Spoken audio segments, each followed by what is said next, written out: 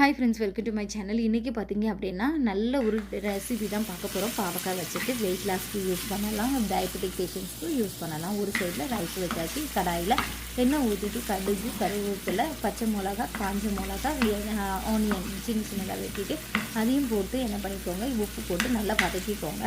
நல்லா பொன்னிறமாக வதங்கினதுக்கப்புறம் நம்ம பாவக்காவை சின்ன சின்னதாக வெட்டிக்கோங்க. இதோடு ஸ்லைஸாகவும் வெட்டினாலும் வெட்டிக்கலாம். நான் இந்த சைஸில் தான் வெட்டியிருக்கேன். ஸோ இதில் உப்பு, மஞ்சத்தூள் இவ்வளோத்தையும் போட்டு நல்லா என்ன பண்ணிடுவோம், மூடி போட்டு வேக வைங்க. இது ரெண்டாவது தடவையும் நான் என்ன பண்ணிவிட்டு தண்ணி லைக் பண்ணிவிட்டு அதுக்கப்புறமும் கிண்டிட்டு நான் என்ன பண்ணுவேன், மூடி போட்டு வேக வைப்பேன். ஏன் அப்படின்னா ரொம்ப பச்சையாக இருக்கிற அந்த பாவக்காய் அதில் இன்னொன்று இந்த கலர் சேஞ்சஸ் ஆகிற வரைக்கும் வேக வைக்கணும். அப்போ தான் நல்ல டேஸ்ட்டு கொடுக்கும். ஸோ அதுக்காக தான். ஸோ மூடி வச்சாச்சு. மூணாவது தடவையும் தண்ணி ஊற்றி நான் வேக வச்சுட்டு லாஸ்ட்டாக என்ன பண்ணுவேன்னா, தேங்காய் திருகுனத்துக்குன்னா ஃப்ரெஷ் தேங்காய் திருவி அதையும் நம்ம போட்டு மிக்ஸ் பண்ணும்போது சூப்பர் டேஸ்ட்டாக இருக்கும். ஸோ இது அறுசுவை அப்படின்னு சொல்லிட்டு சித்த மருத்துவரே சொல்லியிருக்காங்க. அறுசுவை நம்ம உடம்புல சேர்த்தது ரொம்ப நல்லது. எல்லா சுவையுமே நம்ம உடம்புல நம்ம போகும்போது தான் நல்ல ஒரு ஹெல்த்தியான ஒரு டயட்டுன்னு சொல்லுவாங்க.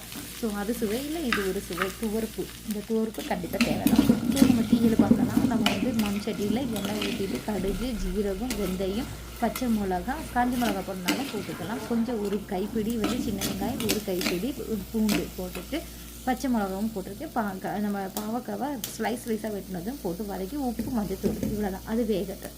ஒரு கடாயில் தேங்காயும் சேர்த்துருக்கோம், கருவேப்பிலை, இப்போ காஞ்ச மிளகா, வெங்காயம், அதுக்கப்புறம் பார்த்திங்கன்னா எல்லா மசாலா பொடியும் நான் குழம்பு மசாலா பொடி, மஞ்சள் பொடி தான் போட்டிருக்கேன். இந்த புளி ஒரு சைடில் கரைச்சி வச்சுருக்கேன். இது கொஞ்சம் ஓரளவுக்கு வெந்தாச்சு. இந்த புளி கரைச்சின்னு ஊற்றி நம்ம வேக வைக்கிறதுக்குள்ளே நம்ம என்ன பண்ணிக்கலாம், இந்த நம்ம வறுத்து வச்சுருக்கோம்ல இந்த தேங்காவை அரைச்சிருவோம். நல்ல மை போல் அரைக்கணும். இதில் ஸ்பெஷல் என்னென்னா நல்ல மை போல் திரி எல்லாம் மை போல் நல்ல மை போல் நான் அரைச்சி எடுத்துகிட்டு ஜாரையும் கழுகி அதில் ஊற்றிட்டு கொதிக்க விடணும்.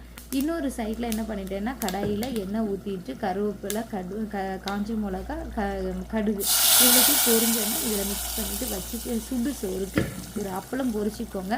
அப்போது எப்போவுமே டயபெட்டிஸ் பேஷண்ட்டுக்கெலாம் பார்த்திங்கன்னா ஒரு கப்பு ரைஸ் இது வச்சுட்டு குக்கும்பர் சின்னதாக வெட்டிக்கோங்க. அப்புறம் கீரை வகைகள், பாவக்காய், இந்த மாதிரி நிறைய கூட்டு வகைகள் அதிகமாக சேர்த்துட்டு உடம்புல நம்ம ரைஸ் கார்போ, அதான் கட்டுன்னு சொல்லுவோம்ல, அந்த கார்போவை குறைங்க. இதேமாரி வேறு வீடியோஸோடு உங்களை சந்திக்க வரேன். பாய் பாய் பாய்.